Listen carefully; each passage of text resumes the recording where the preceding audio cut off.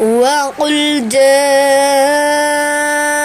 الحق وزهق الباطل إن الباطل كان زهوقا.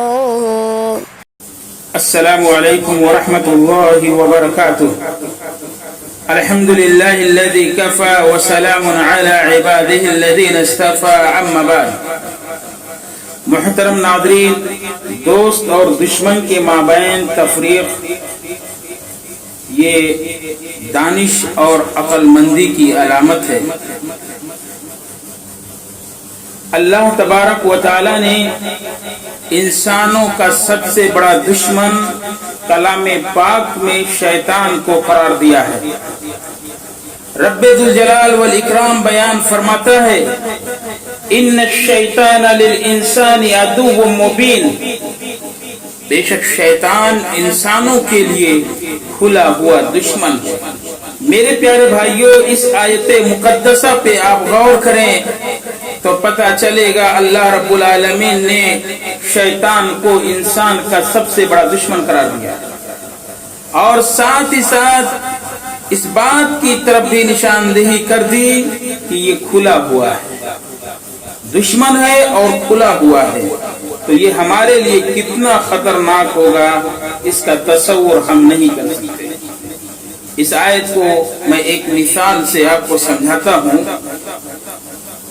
شیر لائن لے لیں آپ، یہ بہت ہی بھیانک اور خطرناک جانور ہے. اگر یہ انسانوں کی بستی میں شیر آ جائے تو ہر انسان شیر سے بچنے کی ہر ممکن حربے کو اپنانے کی کوشش کرے گا، کیونکہ اسے معلوم ہے اگر میں اس کے سامنے چلا گیا تو وہ مجھے چیر پھاڑ کر کھا جائے گا. اسی طرح میرے پیارے بھائیوں، شیطان کھلا ہوا ہے. نبی پاک صلی اللہ علیہ وسلم بیان فرماتے ہیں کہ جس طرح خون تمہارے جسم میں گردش کرتا ہے، اسی طرح شیطان خون کے ساتھ تمہارے جسم میں گردش کرتا ہے. یعنی وہ ہمیں بہکانے کے لیے کوئی کسر چھوڑتا نہیں ہے.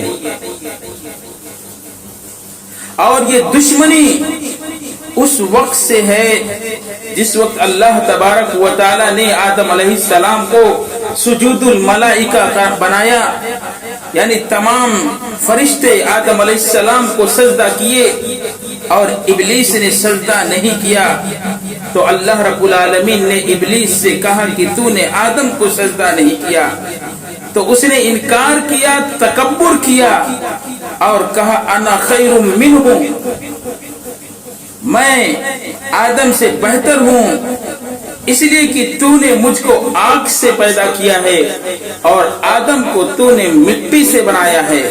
مٹی کی خاصیت یہ ہے کہ اگر اس کو اوپر پھینکا جائے تو وہ نیچے ہی آتا ہے، اور آگ کی خاصیت یہ ہے کہ اسے کتنا بھی دبایا جائے پھر بھی وہ اوپر اٹھتا ہے.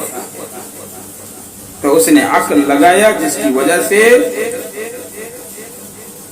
ابلیس گمراہ ہوا، راندے دھرگاہ ہوا. اللہ رب العالمین نے ابلیس کو جنت سے نکال دیا. تو اس نے اللہ رب العالمین سے مہلت مانگی قیامت تک. اللہ رب العالمین نے اسے مہلت دے دی، اور اس نے اللہ رب العالمین کی عزت کی قسم کھا کر کے کہا کہ میں تیرے بندے کو گمراہ کروں گا، میں ان کے آگے سے آؤں گا، ان کے پیچھے سے آؤں گا، ان کے دائیں جانب سے آؤں گا، ان کے بائیں جانب سے آؤں گا، اور انہیں میں ہر طریقے سے بہکانے کی اور گمراہ کرنے کی کوشش کروں گا.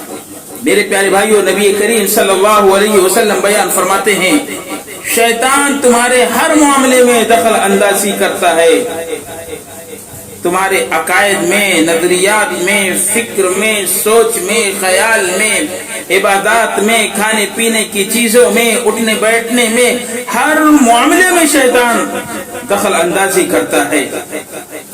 آخر میں ہم اللہ رب العزت سے دعا کرتے ہیں کہ الہ العالمین تو ہم تمام لوگوں کو شیطان کی شر سے محفوظ رکھ. آمین. تقبل یا رب العالمین. والسلام علیکم ورحمۃ اللہ وبرکاتہ.